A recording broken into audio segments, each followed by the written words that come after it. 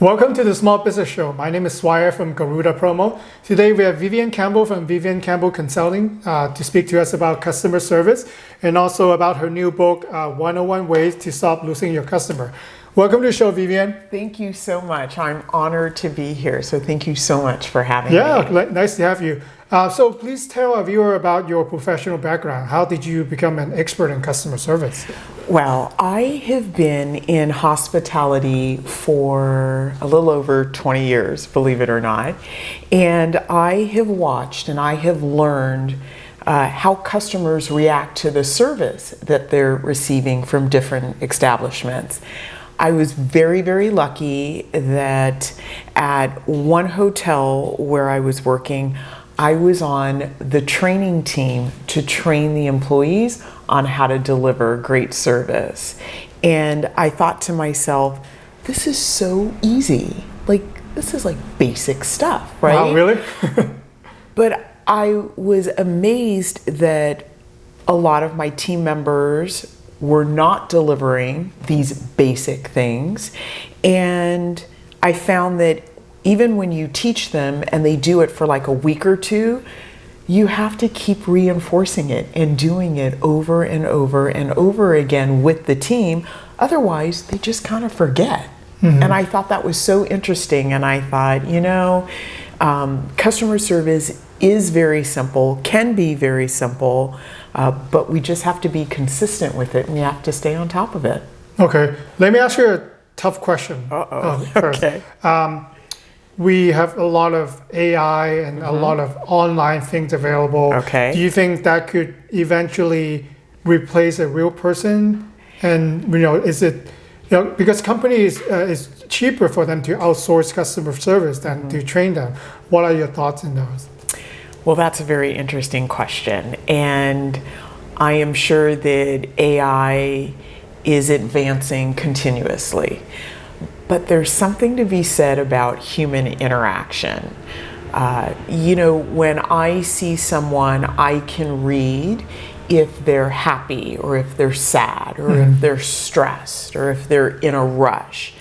And while AI is amazing and maybe somehow or the other it is able to read that facial expression on something, but let me ask you this. Imagine if you just heard like a really sad story, something really sad happened in your circle of people, and you were on a business trip and you were checking into a hotel and you're really sad. Even if AI could read on your face that you were sad and said to you, Swire, we see that you're not feeling good today.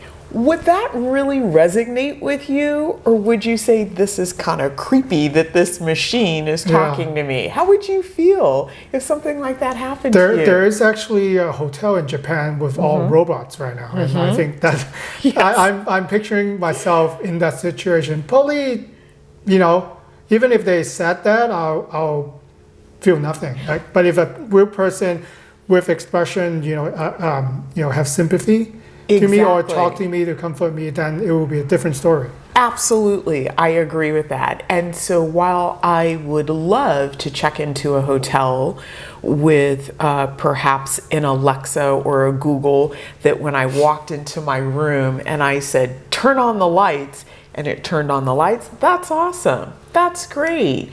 Use it for something like that.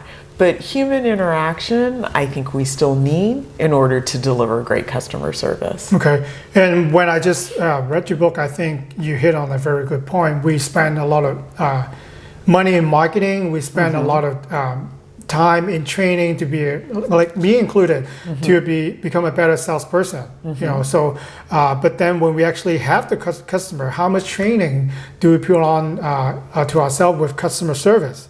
Right. You might spend a lot of money getting people in the door, but then how you're keeping them, that's a different story. You might, it's a lot easier to have repeat customer than to get someone new again. You feel like a used car salesman a lot of time. Yes, absolutely. I've been very fortunate in the places where I have worked. We have a tremendous amount, a high percentage of repeat customers. And it's because we're really paying attention to their needs and delivering great customer service to them. You know, oftentimes owners are thinking, I have a marketing budget, I need to market, I need to get the word out, I need to keep bringing in new people. And it's like, yes, okay, you do to some extent, but if you kept the people that you already have happy, they've already come to you, right? They either like your product or the service that you delivered. Build upon that. It will cost you far less to build upon the customers that you already have. You don't have to jump through all these hoops and bring in brand new people. All you have to do is take care of the ones that you actually have. And it's a lot easier to talk to repeat customers because they already know who you are. You know, they kind of have a trust in you because that's why they use you in the first place. Would be a lot easier than to talk to someone brand new and then try to gain their trust. Right, and try and convince them on your product or service. Or if they're already with one of your competitors, you really have to do some selling to get them to switch from who they're with to come over to you.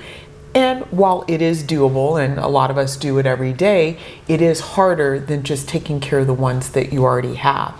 And I think we forget about the customers that we already have. Yeah, we take it for granted. We take them for granted, exactly. So let me ask you this question. Okay. It's probably for me, my experience.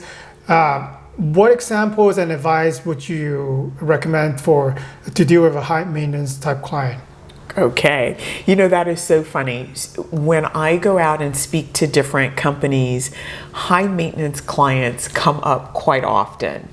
And I think that it's a term that is sometimes overused. Now, I'm not saying there aren't high maintenance clients out there. There are.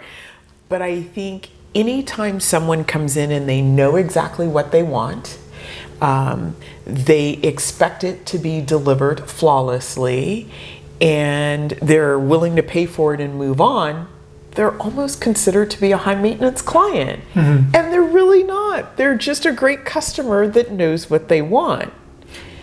But every now and then you get someone who truly is high maintenance, who is demanding a lot of your time, a lot of your effort, and sometimes their demands are unreasonable.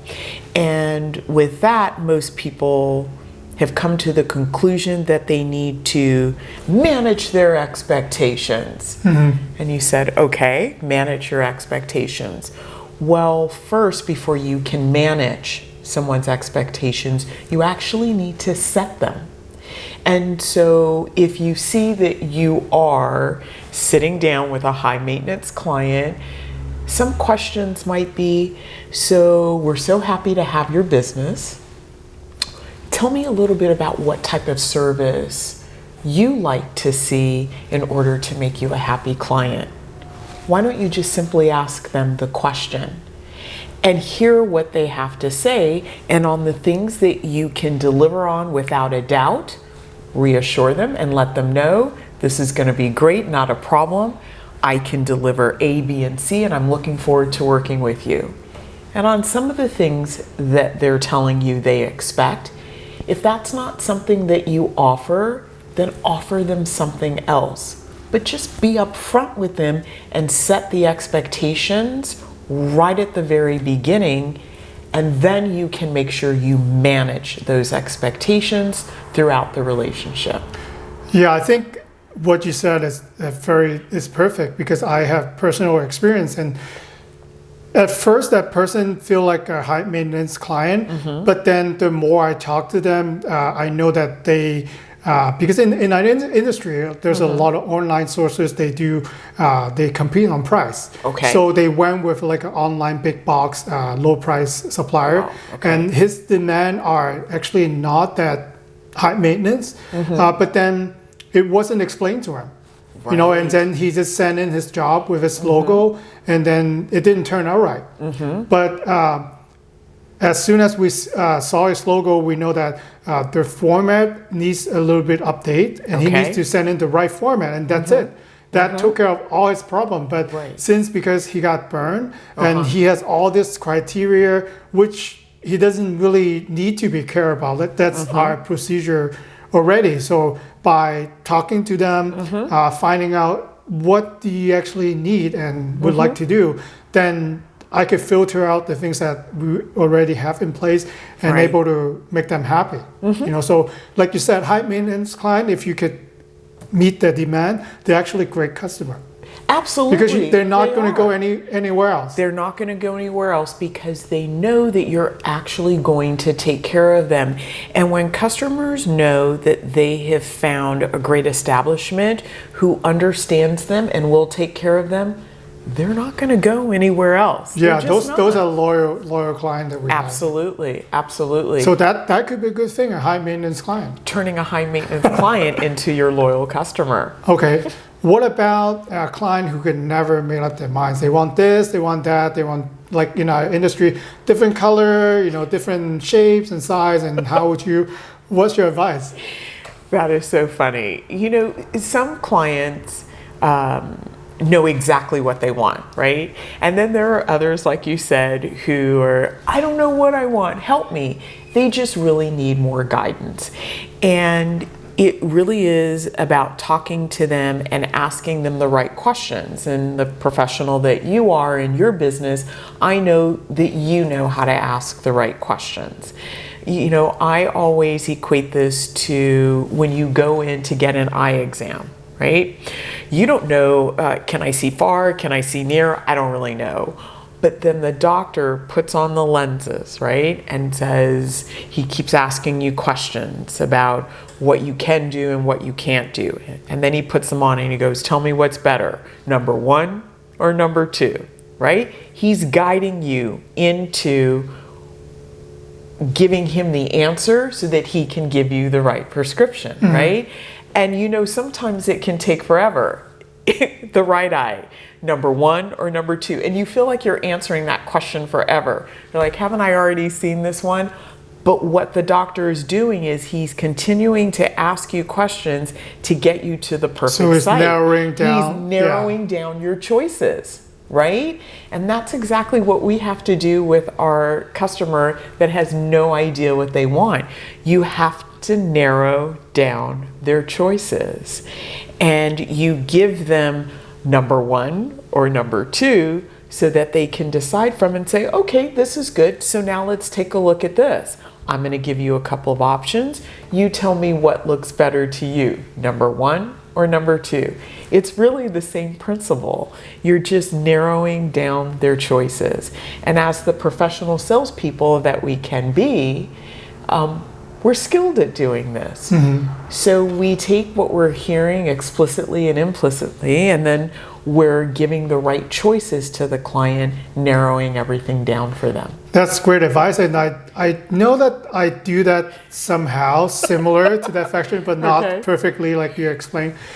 Because we have a lot of product. We have 10,000 product available. And then when you come in, I want to buy products, then I can, 10,000 of them. Right. But we start asking them questions. Absolutely. What is your budget? What are your color choices? What type of event or function it is. Then we narrow it down, and then we found here are the 2 that we think that works best for you. Absolutely. What type of experience is it that you want your guests to receive, or that you want your customers to receive once they receive this product from you? You start with those questions, and it's just a really great conversation, and you just keep narrowing it down until you can help them decide on what they really want. And this would be like an art of communication too, because you could do it in a way that they feel like you're just talking to them. You're not like, people don't like to be questioned, or you're interrogating them. You're right. Like, here's your questionnaire. Please fill this out, and then we'll be able to help you. That's not great customer service. I know just talked about, usually they call about the turnaround, pricing, color, or other things that they have.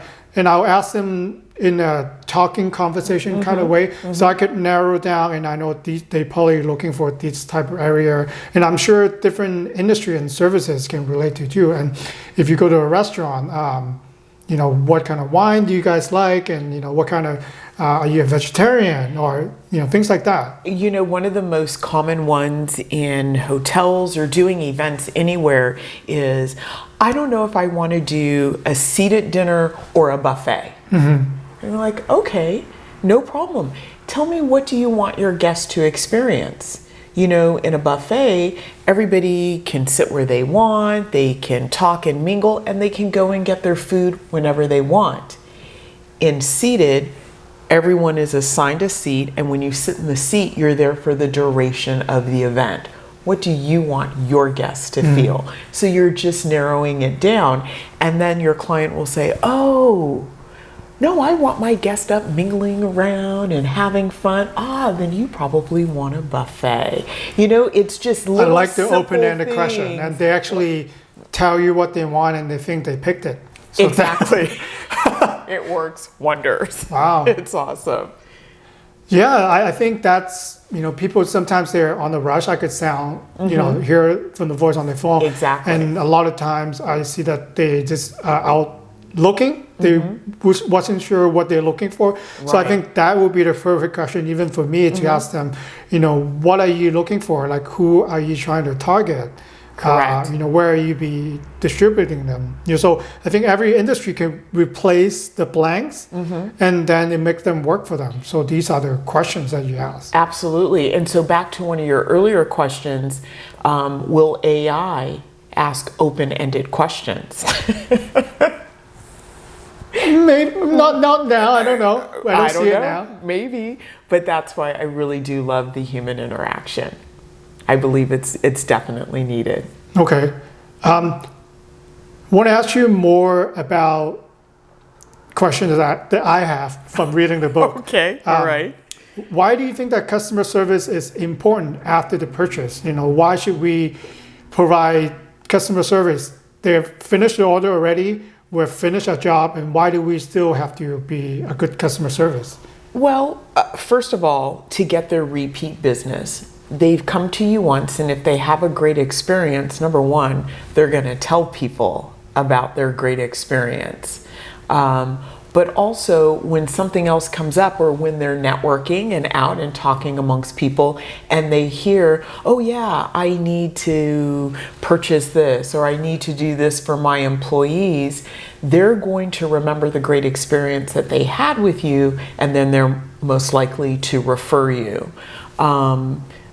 One of the reasons why you definitely need to take care of them and stay front of mind. I know you reach out and send out emails and wishes throughout the year.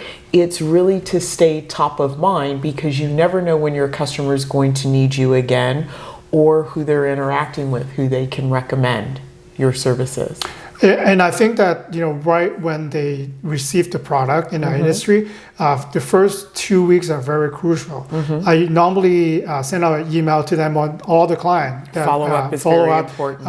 It's everything turned out okay. Sometimes they will say, maybe not. Sometimes they will say they didn't like a certain thing. So we will address that. So I think instead of them reaching back to you, say something's done wrong, you should reach out to yeah, them I first. reach out. So Yes. I fix it if there's anything, or they said I don't really like the color or things like that. Then if we solve that, then they'll be more happy than if they have to come back after a month and people didn't like it. And Absolutely, absolutely. The follow-up is so important, and you said it. You get to them before they find out something's wrong and they have to call you.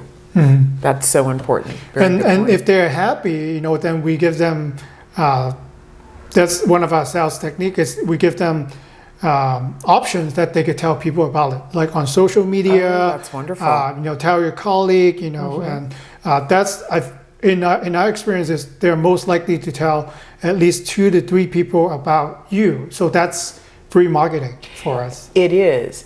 And on the flip side of that, if they have a horrible experience they'll with tell you, everybody. they tell everybody. And so that's why it is very important for the follow-up and to really take care of your repeat customers, or I should say your customers, to turn them into repeat customers.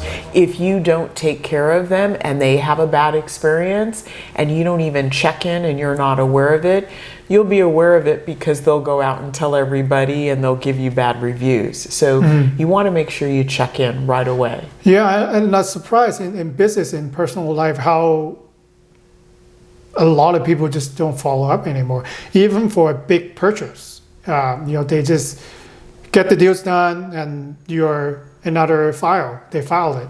Good point. Sometimes people only check in if it was a big purchase, which a big purchase might only be one time.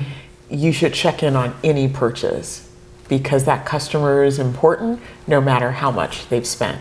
Because you never know. Someone who bought something small from you this time can turn around next month or next quarter and buy something huge from you. So you truly never know. You treat all the customers the same.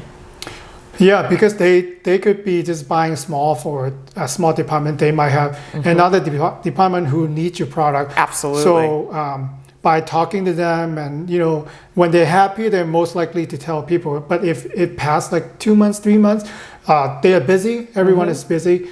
They might not want to. But initially, if they're happy, they have the product, they will show everybody. That's that our is goal. very true too. Yes. Okay. That's good. So I know the answer for this question probably already. Okay. But do we all need to be better at customer service? Or if there's people that within our company that are better than customer service, we just have that person to deal with everyone. And all of us not good at just hide from behind the scenes? That is so funny. And the answer to that is no. Everybody is part of the customer service team. Everyone. You never know who is actually going to come face to face with the customer, even someone who you think is back of house or behind the scenes, and they're never going to have customer service interaction. That's actually not true. Here's an example for you. I was in one company and we had someone from the finance department, right? Now this person doesn't have any customer interaction, and all he's really doing is looking at the numbers. And he's like, I don't know why we need to buy this or this or this. And it's like, do you know that when we buy that, do you know the positive effect it has on our customer? Maybe you should step outside your office and come and see the reaction we get when we buy this and we put this out in front of the customer. Just to help them understand we need these types of things. Don't just look at it as a number on a balance sheet, right? And when they come out and they see it and they see that customers love it, they see customers spend more, they see that customers return, when they're sitting back in their office, they're thinking, hey, we need to get products like this out here because we need to take care of our customers. Their whole attitude changes, right? It's not just the sales team or the people on the front lines. It's everyone. In a hotel, it's not just the salespeople. It's also the operations people, because they're the ones that are making it happen for whatever was sold, right? It's also the finance team, understanding how much money we need to put into certain things. It's also the HR department, making sure that employees are happy, they understand the importance of delivering customer service. It's everyone on the team. Everyone in the company is part of the customer service team. Okay, I could relate to that because I like gardening. Okay. So, but when I go to a big box gardening center, Okay. so they'll have the plan available there. Okay. But then when I want to ask for how does this work, is it full sun or how much water does it need? Right. You have no service at all. You can't even talk to anyone. But if you go to like a smaller local gardening center, you have the plan there, and then you talk to expert gardener. They're not salesperson. They're behind, taking care of the plants. Right. And they will come out and be available to talk to me. That's wonderful. The type of plant that you have, and if you want to buy this plant, you might want to buy this soil, this amendment. You might want to buy this type of pot. I end up spending a lot more than I just want to buy one plant. I get pots, soils, or whatever. So if company understand that, they know by a new client, they have all this question, and they probably not have the proper setup, whatever the industry may be. Maybe a fitness gym. They will join the gym, but then they don't have the right shoes, the socks, things like that. that could be potentially in sales terms, growing yourself a lot bigger. Exactly. But you need not just a sales team, but then maybe operation team, maybe for the gym will be like a fitness trainer who Right. also come as part of the customer All service. these add values. Yeah. Exactly. So I That's think very added on value is part of customer service. Absolutely. So it really is a bigger team, right? It's not just certain people, it's everyone that works for the company. Those who are on the front lines and those who are also behind the scenes. Okay, let me ask you a big question. Okay. Okay. What advice would you give a business who wanted to improve their customer service? Like they wanted to do it, they know it's important, but it's just a big topic for a lot of companies. They don't know how. Like, where would they start and how do they, as we talk about, to be consistent and better at the communication and customer service? Great question. Okay, so I have some great tips here. The first one is I think that business owners should check in with their customers. A lot of time, a business owner is so busy thinking, oh my goodness, I have this to do and that to do and this to do. I've hired all these people. Okay, they should go and take care of everything. The business owner needs to check in with the customer to make sure everything is going well. And a simple, if you're in a restaurant, the owner coming out to touch tables Right. and check in and see how things are going. If you're in a hotel, the managing director, just walking the floor, saying hello to guests and asking them how their stay is. Even if you're in something like a mobile company, Verizon, T-Mobile, Sprint, any of them, just the manager on the floor coming out and just touching base with the customers and seeing are they being taken care of. Super important. You'll get feedback. Hopefully it will be good, and if it's not, that's okay. At least you know what's going on, right? So that's my first tip. The second tip is check in with your employees. Make sure your employees are doing okay. Ask your employees, hey, how's everything going? Are we able to service the customers in the time limit that they need? Are you finding that customers are unhappy about anything? Let me know. If the business owner doesn't know, then the business owner can't fix the problem. So I do believe not only is it important to check in with the customer, but also with the employees. Is there something that you guys need to make your job better? Let me know. Like supplies or additional things. Whatever it is, if the customer is telling the employees, oh, this takes too long, we'll relate that back to the business owner so the business owner knows, maybe how can I shorten this process? And then take a look at evaluating steps to make that happen. The other thing I like to suggest is that you give your employees one simple thing to do once a week. Okay, so this helps with consistency, okay? So for example, you might want to focus on greeting your customers. And I know you think greeting, like that's super easy, right? People make this mistake all the time. An authentic greeting to a customer. Right. Hi, how you doing? Right, exactly. Or the famous one in retail, as soon as you walk in and they hear the buzzer, the representative from the business is over Hello, here. Hello, welcome. They don't even look at you, right? They have no idea who you are, but they know when they hear the buzzer, make sure you yell out hello.